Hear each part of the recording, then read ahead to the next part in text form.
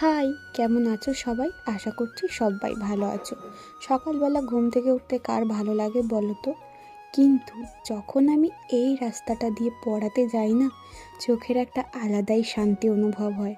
দেখো তোমরা, কত সুন্দর প্রকৃতির এই স্নিগ্ধ রূপ। আজ ছিল শ্রাবণের সোমবার, পুজো কমপ্লিট করেছি বাড়ি এসে। তারপর আমার এই ছোট্ট ছানাটার সাথে একটু খেলাধুলা করছিলাম। আজ জানো তো, সকাল থেকেই বৃষ্টি পড়ছে, আর এখন প্রায় দুপুর, ঝমঝমিয়ে বৃষ্টি এসেছে। আর এই বৃষ্টিতে গাছের ফুলেরাও যেন আনন্দে নেচে উঠেছে।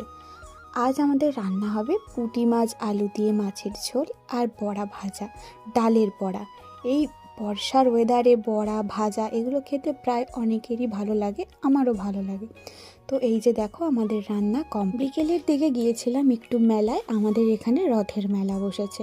কখনোই যাওয়া হয় না রথের মেলায়, ভাবলাম চলো একটু ঘুরে আসি।